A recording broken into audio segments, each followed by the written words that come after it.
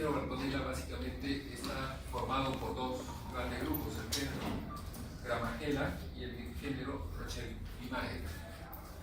La Bartonella tiene 21 formas, y en las cuales 8 son patógenas. La basiliforme, que nos da la enfermedad de Carrión; la quintana, la fiebre de las trincheras; el Genselae, le da el arañazo de gato y endocarditis; la Helicobacter, endocarditis; la Graham, infecciones intraoculares; la Guayoensis, carditis; la Vinzoni, endocarditis; y la Clariceae, bacteriemia, y también el arañazo de gato, pero este menos frecuente. Recordemos que la Bartonella es un cocobacilo gram negativo, es aerobio y es pleomórfico.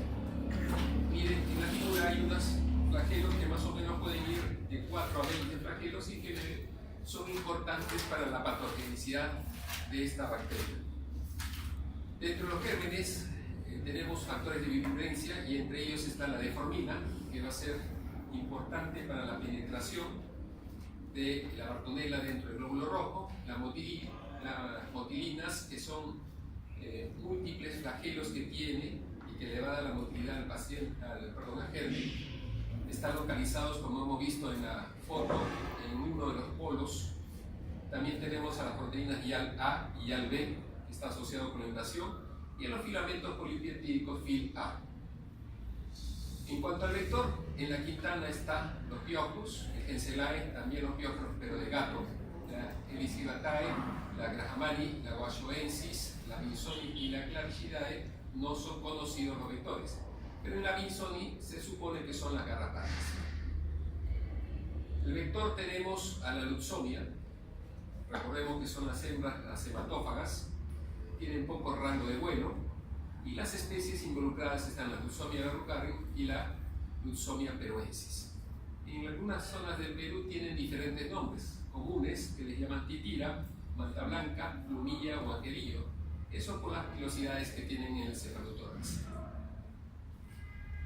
Otro vector que está implicado, pero que tiene que ver con la permanencia de la enfermedad en el país, porque es un vector natural, pero que por medios de los estudios no se ha podido demostrar la presencia de esta Bartonella en este vector, que es la Pintomia verrucarum, debe ser la que mantiene la patogenia dentro del país. La Luxomia, cuando pica al hospedero, va a inyectar las Bartonellas. Estas van a ingresar a través de los vasos sanguíneos, ya sea a los eritrocitos o a las células endoteliales. En el eritrocito lo que va a producir es un daño estructural y que va a permitir el ingreso de la Bartonella. Va a producirse una unión, una invasión, una replicación y una persistencia. La adherencia está relacionada con los genes YAL-A y YAL-B que habíamos mencionado en los factores de virulencia, y que son los que van a facilitar la invasión en los eritrocitos.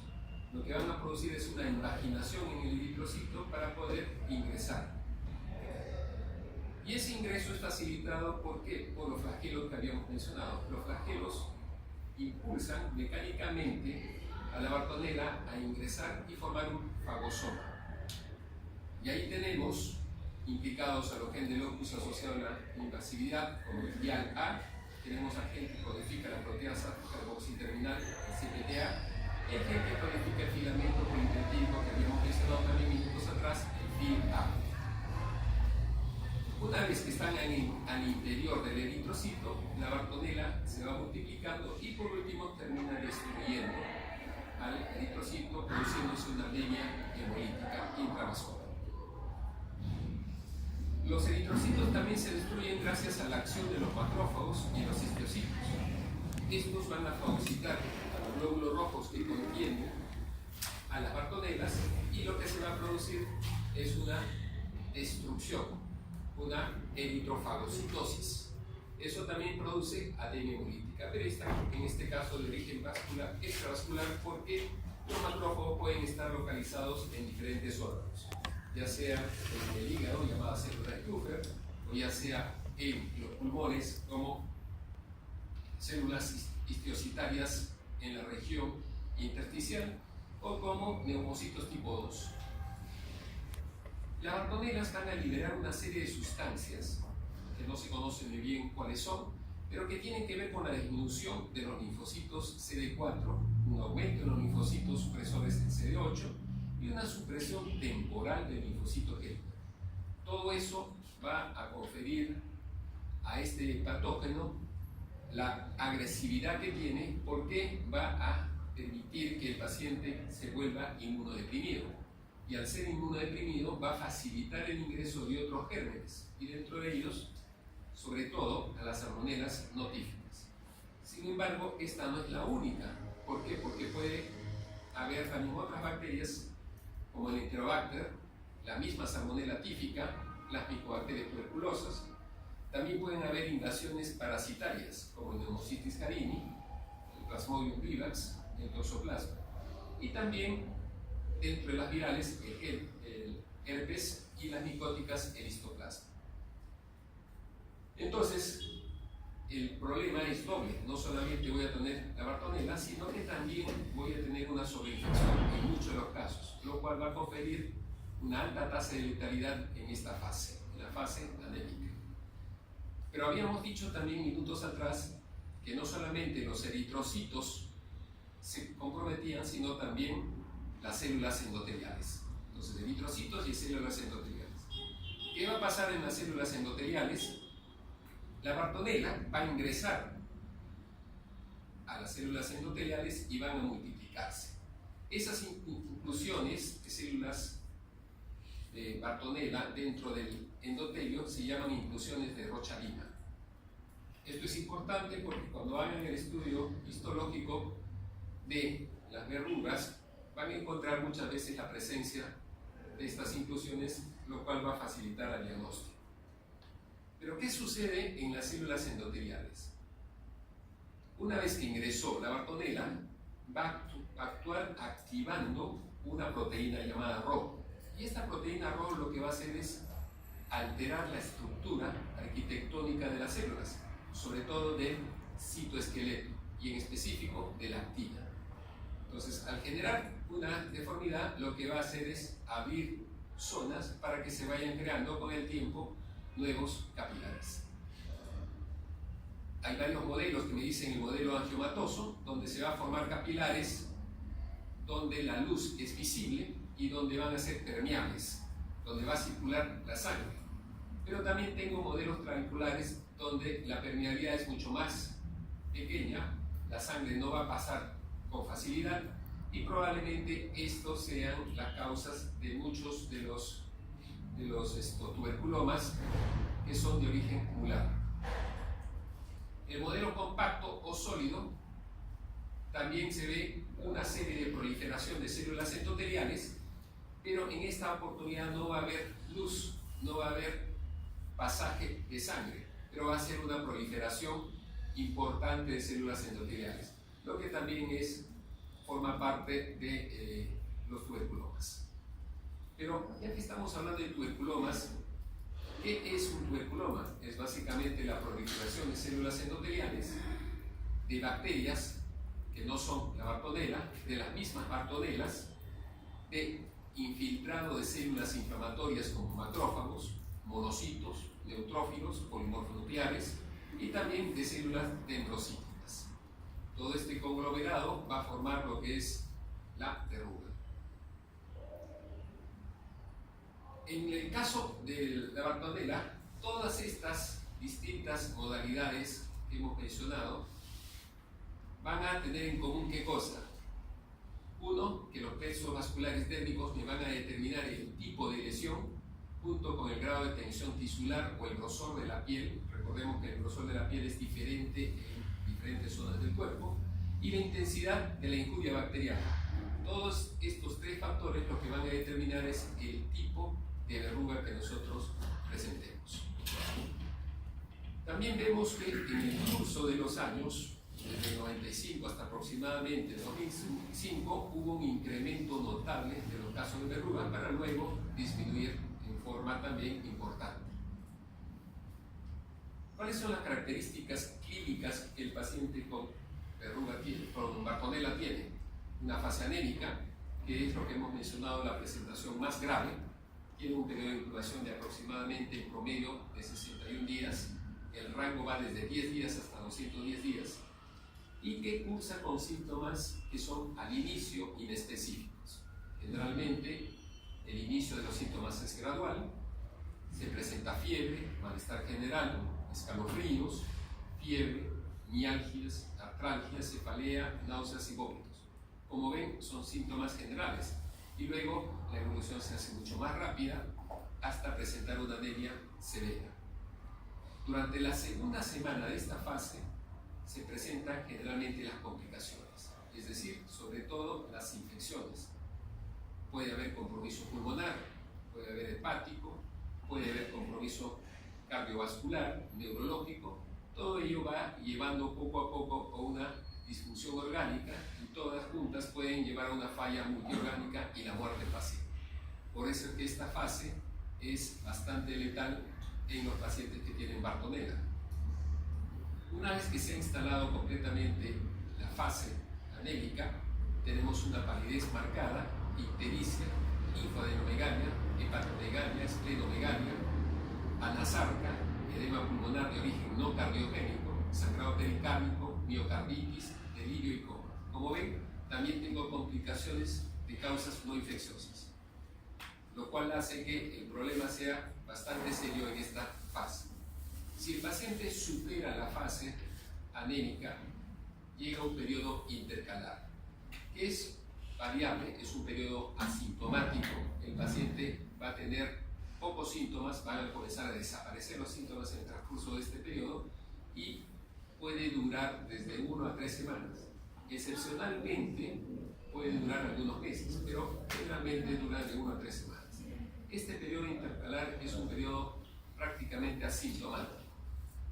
Y luego viene la tercera fase, que es la fase eruptiva, que es donde se van a ver las verrugas. Hay algunas zonas donde es importante tener en cuenta, sobre todo el callejón de Huaylas, el callejón de Conchucos, donde hay una baja letalidad, pero en la zona más bien del Cusco, en el Urubamba, en la Convención, voy a tener zonas de alta letalidad. Los síntomas más frecuentes en esta fase eruptiva son malestar general, cefalea, febrículas que no llegan a ser fiebres, artralgias, mialgias. Pero la gran mayoría de los casos son asintomáticos. Y la lesión característica de esta fase son las verrugas, que son lesiones que tienen superficie lisa, son no dolorosas, el color es rojo purpúrico o rojo violáceo, básicamente por la formación de neovasos que habíamos mencionado minutos atrás, y estos vasos muchas veces son friables, lo cual hace que puedan sangrar al contacto.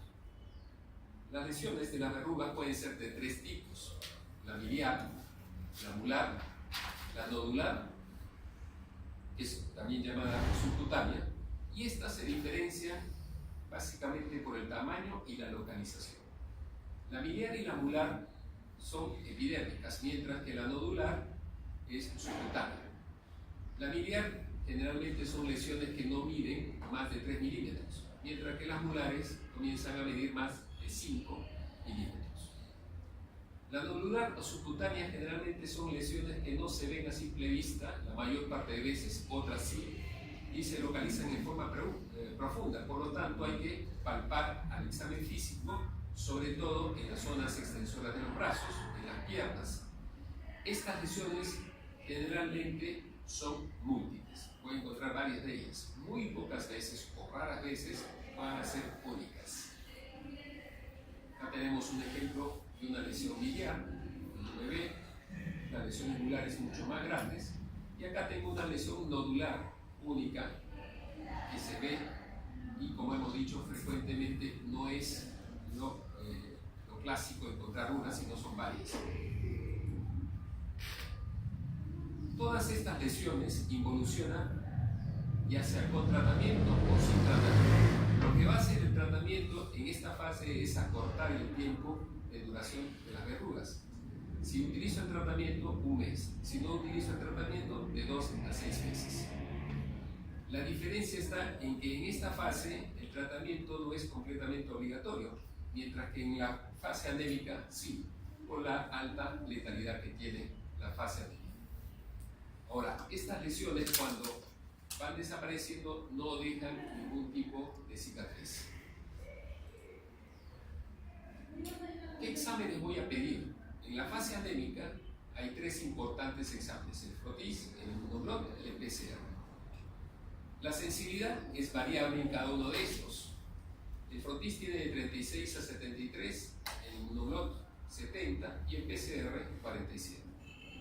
Recordemos que el PCR es la reacción de cadena de polimerasa, no es la proteína C reactiva.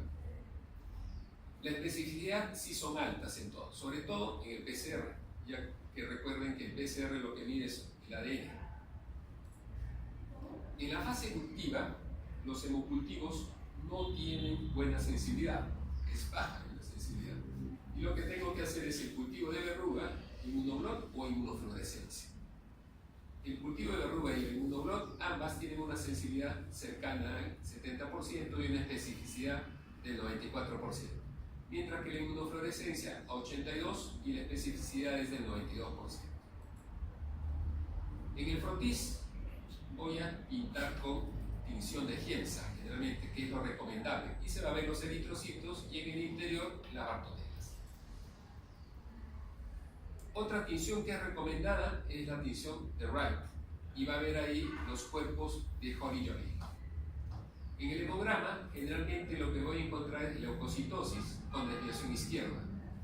La gran mayoría de los pacientes tienen anemia severa, es decir, los hematocritos llegan a menos del 20%. Y la anemia es de tipo hemolítica. Ante la respuesta a la mayor destrucción de los glóbulos rojos, la médula va a responder hiperplasiándose, va a aumentar el tejido eritropoyético de la médula ósea y eventualmente también de algunos otros órganos como el vaso. El tratamiento de esta enfermedad lo podemos dividir en dos grandes grupos: la enfermedad leve, la forma leve y la forma severa. En la leve, si es un niño o un adolescente menos de 14 años o que pese menos de 45 kilos, se recomienda la amoxicilina con ácido clavulánico. Alternativas: cipro, clorfenicol y cotrimoxazol. Si es más de 14 años o es un adulto, en forma leve, ciprofloxacino como elección y como alternativa amoxi, ácido clavulánico, cotrimoxazol o clorfenicol. En la gestante, amoxicilina, ácido clavulánico y como alternativa clorfenicol, cotrimoxazol y amoxicilina. En las formas graves, los niños y adolescentes menores de 14 años deben recibir ciprofloxacino y ceftriaxona en forma endovenosa. Y la alternativa es ciprofloxacino y ceftazidima o ciprofloxacino y amicacina. En todo caso, cipro sí o sí. En los adultos y adolescentes mayores de 14 años, ciprofloxacino más ceftriaxona, ciprofloxacino más ceftazidima o ciprofloxacino más amicacina, lo mismo. Y en las gestantes, ceftriaxona 1 gramo más clorfenicol. Y como alternativa, amicacina más ceftazidima o amicacina sola. Dentro de las complicaciones, habíamos mencionado que había complicaciones no infecciosas y las infecciosas. Dentro de las no infecciosas representa 1/3 de estas y la mayor parte son de origen neurológico, como habíamos mencionado minutos atrás. Dentro de lo neurológico tenemos somnolencia, ataxia, agitación, convulsión y coma. También puedo tener problemas cardíacos como insuficiencia cardíaca, efusión pericárdica y la letalidad puede llegar al 9% debido a las complicaciones. Las infecciosas tengo bronquitis, neumonía e hígado. ¿Cuáles son los factores de riesgo de mortalidad? Anasalca, hipotermia, dificultad respiratoria, delirio y coma. Al hipoalbuminemia, como yo defino como una albúmina menor de 2.8, leucocitosis persistente a pesar del tratamiento, hiponatremia, elevación del TGO, TGP y la fosfatasa alcalina. Dentro del grupo de la bartonela también otra que hay que mencionar es la enfermedad del arañazo de gato.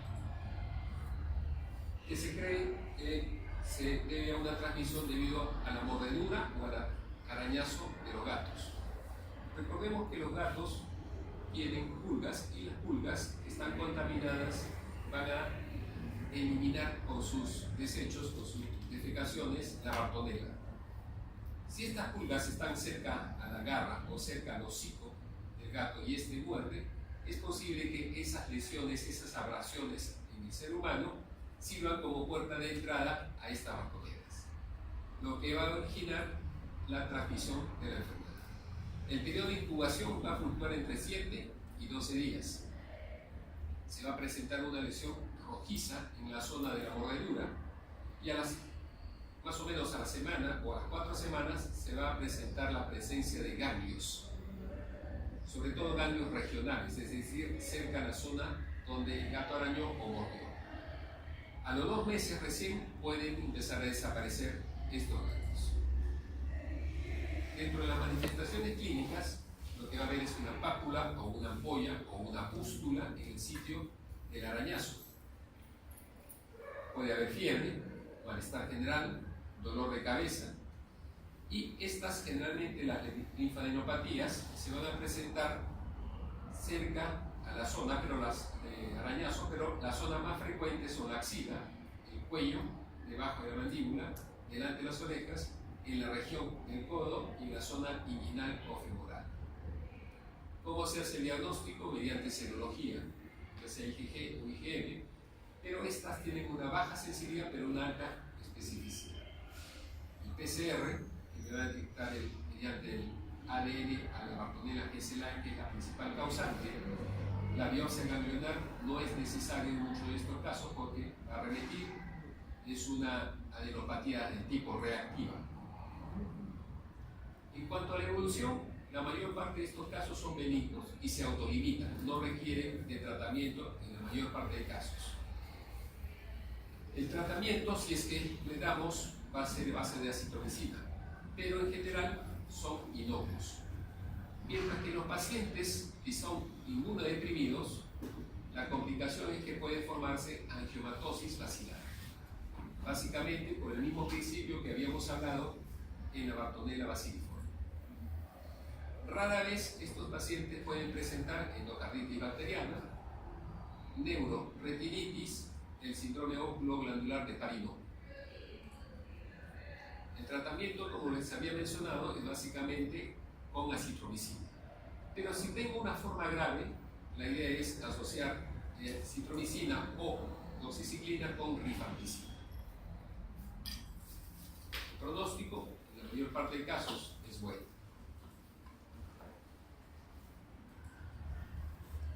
¿Hasta acá alguna pregunta de Bartonella?